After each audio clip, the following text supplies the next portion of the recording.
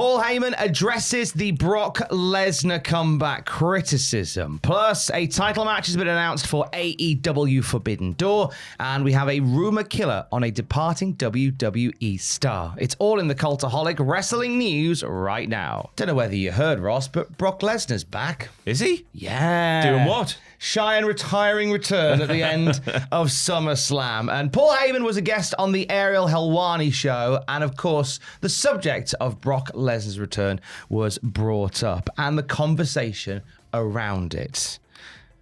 Is that when I start reading? I believe it is. Paul Heyman said everything in life is met with criticism. I don't pay attention to that. If you're in MetLife Stadium on Sunday, you would understand that return meant a lot to that audience. That audience was shocked to see Brock Lesnar come out and to see him F5 John Cena. Nobody left MetLife Stadium going, oh God, they brought back Brock. People just going nuts. That's our paying audience. They're happy to see him. I'm happy to be part of a team that presents him. There's always going to be critics of anything we do, and very few people make it to the top of their life without either making mistakes or having skeletons in their closet. Obviously, the decision was made. It's time to bring back Brock Lesnar. Whatever the decision is based on, I respect it. If there are critics of it, get over it. He's here and he's going to be here, and you ain't going to be able to cancel him. And I'm happy to have him back because the audience is happy to have him back. If we brought him back and the audience rebelled against it, I wouldn't be happy to have him back. We look forward to the full set of facts, including those about Mr. Lesnar, coming out in a court of law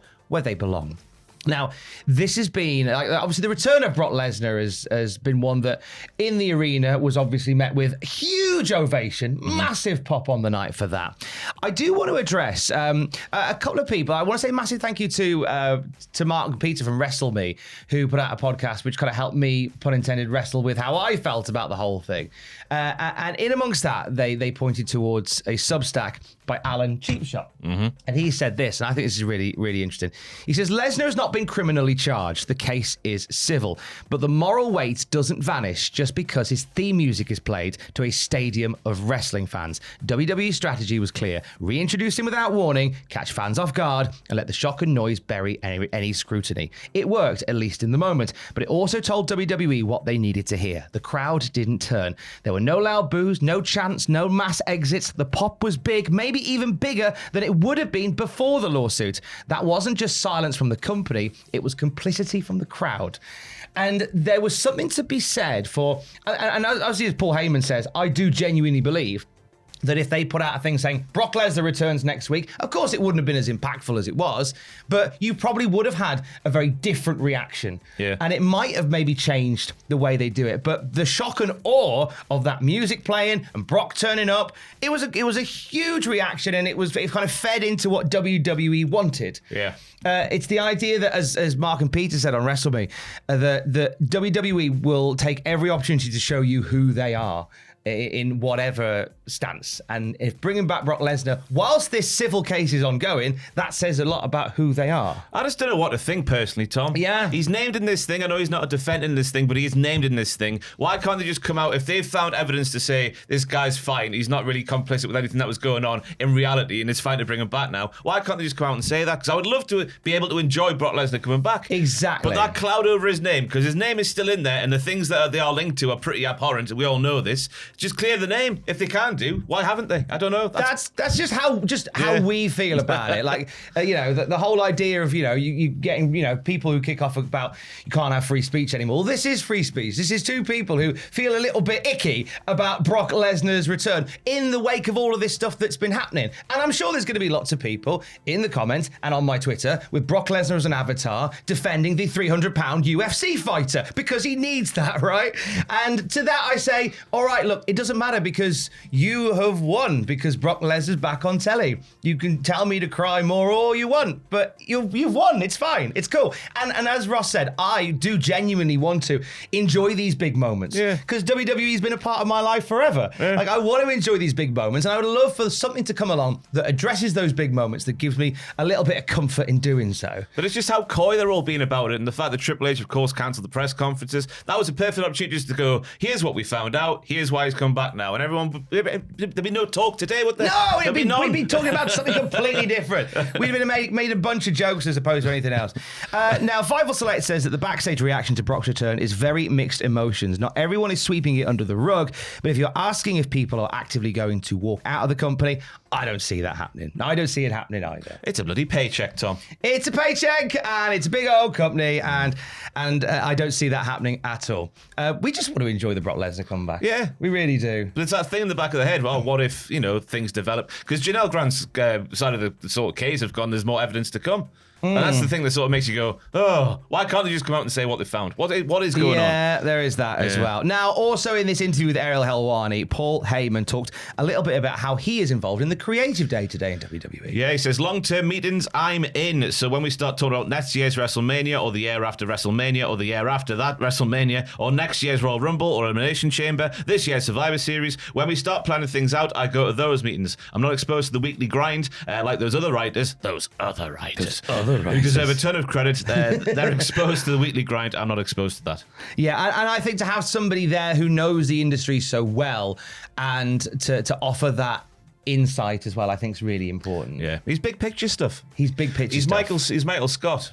Oh, yes. Jim nice. Halpert's day to day. Wasn't Michael Scott was day to day? It's been years since I've seen it now. I made a right mess there. Yes, but it's good to have somebody in the mindset of planning long term, because for a long time I think WWE felt like it was booked week to week, some cases hour to hour. Yeah. When you've got someone like this who comes in and goes, let's tell the much longer story, and that's the one big thing that we have seen from the Paul "You Don't Want Me in the Photograph" Levesque era of WWE is that there are more long-term story arcs that play out, and I really like that. I love a good long-term story, like a long title reign. I like when there's little events and stuff. When you get to a story like the Seth Rollins story, it doesn't feel like the end of the Seth Rollins story arc. It feels like the end of chapter 1. Yeah. Like and I never really had that in previous years in WWE. It felt so week to week. Watching the classic Raw review and the classic SmackDown review with Jack Atkins and Matthew Gregg, respectively, on the podcast feed, you do get the sense that it is week to week sometimes. But I do like this longer form, and Paul Heyman is a big part of that as well. Forbidden Door, not that long away, just over 2 weeks for AEW and New Japan. Head to London. A title match has been announced. Windsor! It's a shame they got rid of that from the start of the thing. But yeah, she's going to fight for a title, the old TBS title at Forbidden Door in London, which is it's surprising because she's from here. She's from here. What are the odds?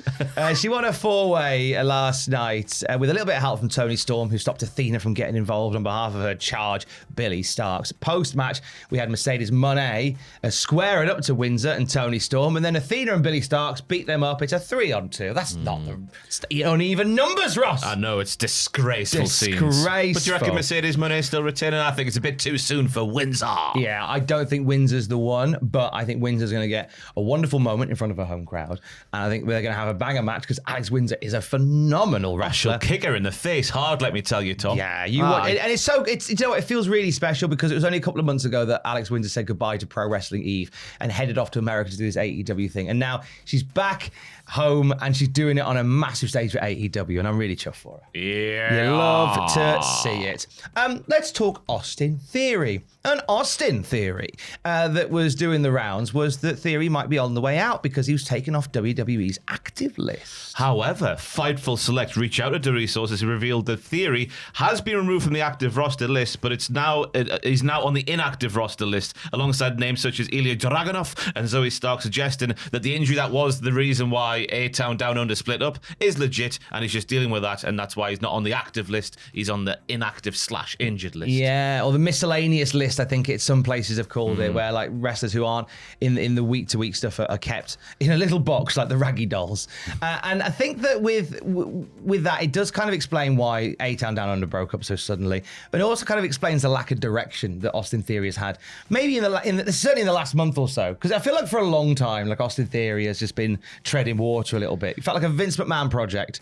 And now there's no Vince McMahon. That's what I was going to say. It feels like one viewpoint was taken with Vince McMahon, another very different one is taken with Triple H, and it's not, because it felt like he was being proud to be the next guy, wasn't it, under Vince McMahon, even though Vince would spend his time just belittling him like a grandfather with a young grandchild. The golden egg, sir. What are you doing with that? That kind of stuff. But yeah, it looks like Triple H doesn't quite seem the same way as that the Vince did. So we'll see what happens. We will certainly keep an eye on what happens, and you can check out the channel right now because we are looking at that. 10 forgotten matches from a bygone era in WWE. And there's some stuff in there that, as a wrestling fan forever, I didn't even know about. And that is waiting for you on the channel right there. Anything you want to plug, Ross? WTF Moments has landed? It's on the Patreon now, patreon.com/Cultaholic, the $5 tier. There are 21 episodes on there now. Go and enjoy them if you like. And also podcast developments. We have built things. That's all I'm going to say. Built things we have. They're not quite finished, but they're in progress, and it looks lovely. Exciting. We'll keep you up to date on that. And for the very latest wrestling news at any time, you can check out cultaholic.com. Stay safe. Love you. Bye.